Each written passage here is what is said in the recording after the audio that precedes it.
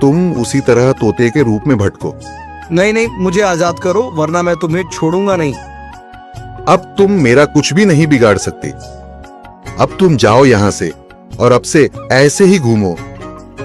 अब तुम्हें पता चलेगा कि दूसरों को दर्द देने में कैसा महसूस होता है।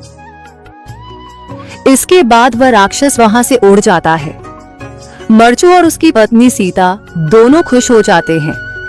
मरचू पहले की तरह काम करने लगता है। वह और उसकी पत्नी दोनों खुशी खुशी जिंदगी गुजारने लगते हैं।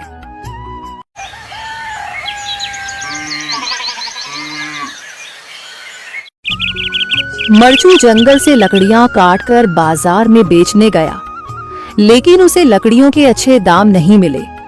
इस पर मरचू ने कहा, अरे भैया, इतने कम पैसे?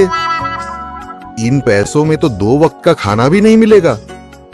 आप मुझे बहुत ही कम पैसे देते हैं।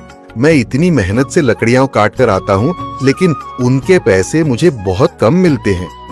भैया, तुम्हारी लकड़ियां होती ही इतनी कमजोर हैं कि मैं इससे ज्यादा पैसे नहीं दे सकता। तुम्हारी लकड़ियों के बस इतने ही पैसे बनते हैं। अरे भैया, कुछ ज्यादा कर दो ना। वो क्या है ना कि इन पैसों का तो कुछ भी नहीं आता। मैं अपनी जिंदगी कैसे गुजारूंगा? भैया, तुम जाकर अच्छी लकड़ियां लाओ, तभी इन लकड़ियों का अच्छा दाम मिल पाएगा, वरना इन लकड़ियों का तो यही दाम है। ये सुनकर मरचू बहुत ज्यादा परेशान हो गया और पैसे लेकर किराने की दुकान से सामान खरीदकर घर आ गया। घर पहुंचते ही मरचू की पत्नी सीता ने कहा, अरे जी, सामान ले आए आप? हाँ जी, सामान ले आया हूँ। सीता के चेहरे पर खुशी छा जाती है, लेकिन जब उसने सामान देखा, जी, इसमें तो बहुत थोड़ा सामान है। हाँ सीता, मुझे पता है कि यह सामान बहुत थोड़ा है, लेकिन मैं क्या करूं? मेरे पास जितने पैसे थे, मैं उतने का ही सामान लेकर आ गया हूँ। इस तरह हमारा गुजारा कैसे हो पाएगा जी? आपको तो पता ही है कि हम कितनी मुश्किलों से गुजारा करते हैं। हाँ हाँ, मुझे पता है, लेकिन मैं कर भी क्या सकता हूँ? मेरे पास इतने पैसे ही नहीं कि हम एक अच्छी जिंदगी गुजार सकें। इतनी मेहनत कर रहा हूँ, लेकिन फिर भी मेहनत का फल नहीं मिल रहा। इतनी मेहनत से अच्छी लकड़ी काट कर आता हूँ, लेकिन मुनासिब दाम नहीं मिलता। मैं तो बहुत परेशान हूँ। क्या करूँ? कहाँ जाऊँ?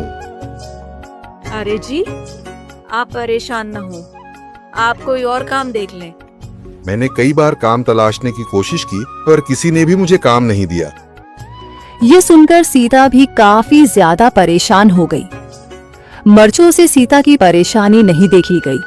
उसने अपनी पत्नी सीता से कहा, मैं फिर से जंगल की ओर जा रहा हूँ। अरे जी, अभी मत जाइए ना, वैसे भी शाम हो रही है। आप कल चले जाइएगा, अभी मत जाइए। ठीक है, अगर तुम रोक रही हो तो मैं नहीं जाता। मैं कल चला जाऊंगा। इसके बाद मरचू गांव में घूमने के लिए चला गया। तभी उसे एक आदमी मिला और उसने कहा, कहाँ जा रहे हो भैया? और सुनाओ, क्या हाल चाल है? जिंदगी कैसे गुजर रही है? अरे भैया, तुम्हें तो पता है कि लकड़ियां काटकर कैसे गुजारा होता है। हाँ भैया, तुम सही कह रहे हो। और आसपास के जंगलों में अच्छी लकड़ियां भी नहीं है। इसके लिए तो जंगल के अंदर जाना पड़ेगा। पर जंगल के अंदर तो काफी सारे जंगली जानवर होंगे। मुझे बहुत डर लगता है भैया, मैं जंगल में कैसे जाऊंगा? हाँ भैया, जंगली जानवर तो होंगे, लेकिन अच्छी लकड़ियां तो वहीं से ही मिलेंगी। ये सुनकर मरचू बहुत ज्यादा परेशान हो गया, लेकिन वह आदमी बिल्कुल ठीक कह रहा था। जंगल के किनारे की सारी लकड़ियां कट चुकी थीं। अब सिर्फ जंगल के अंदर ही अच्छी लकड़ियां बची थीं। अगली सुबह मरचू